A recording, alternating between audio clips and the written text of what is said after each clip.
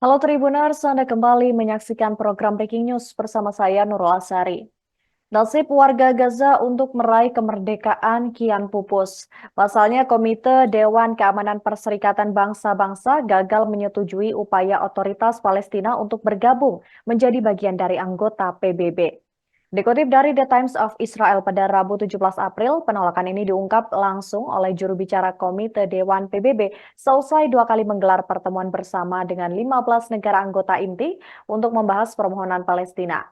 Dalam keterangan resminya, PBB menjelaskan bahwa penolakan ini terjadi lantaran Palestina tidak dapat memenuhi kriteria yang telah ditetapkan. Sebab untuk menjadi anggota penuh PBB, Palestina harus mendapatkan persetujuan dari Amerika Serikat selaku Dewan Keamanan PBB. Tidak hanya itu, Palestina juga setidaknya harus mendapatkan 2/3 dukungan dari anggota Majelis Umum PBB. Namun Amerika Serikat menilai bahwa pembentukan negara Palestina merdeka harus dilakukan melalui perundingan langsung antar pihak dan bukan melalui PBB. Alasan itulah yang membuat Amerika Serikat dan sekutunya menolak untuk memberikan dukungan kepada otoritas Palestina. Alhasil, PBB pun gagal menyetujui upaya otoritas Palestina bergabung menjadi bagian dari anggota penuh.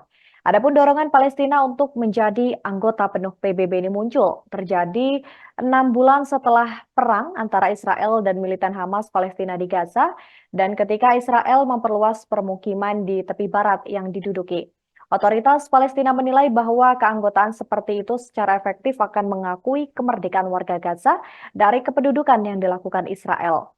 Adapun Palestina saat ini merupakan negara pengamat non-anggota, sebuah pengakuan de facto atas status kenegaraan yang diberikan oleh Majelis Umum PBB yang beranggotakan 193 orang pada tahun 2012.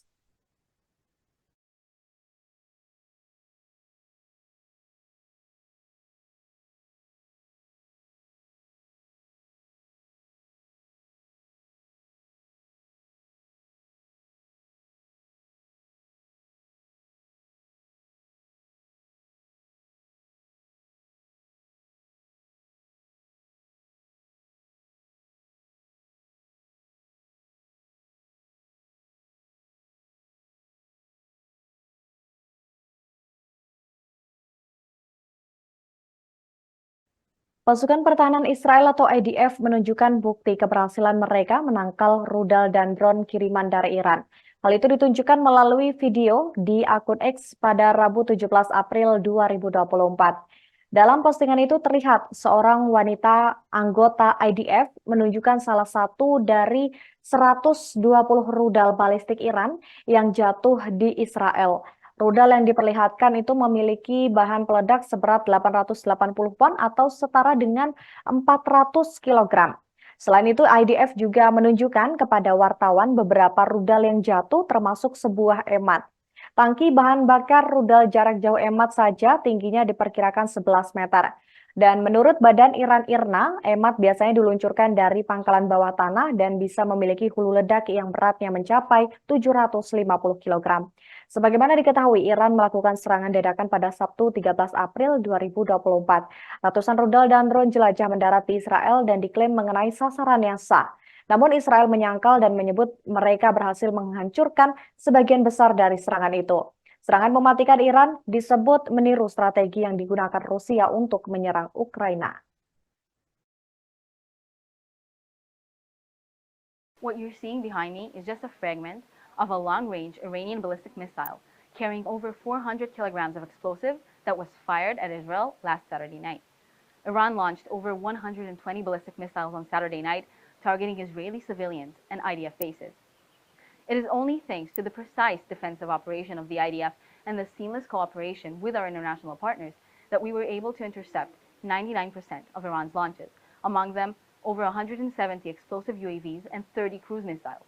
We remain prepared for any future threats we might face, and we will not allow for Iran's disregard for human life to affect our people or the security of the Middle East. What you're seeing behind me is just a fragment.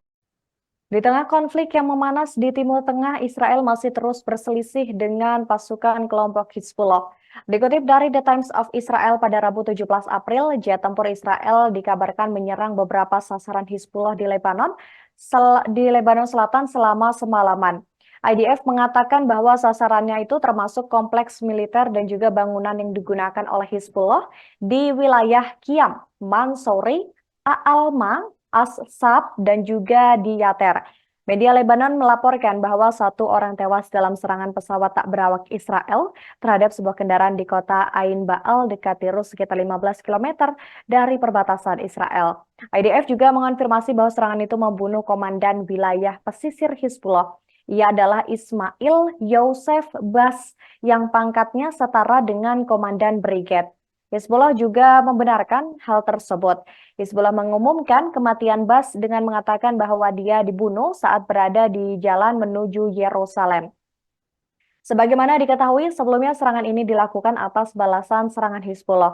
Hizbullah sebelumnya menembakkan beberapa roket dari Lebanon ke pangkalan Biranit. IDF mengatakan tidak ada korban jiwa dan juga pasukan terus menembaki lokasi peluncuran. Namun Hizbullah mengatakan 3 orang terluka ringan dalam serangan pesawat tak berawak itu.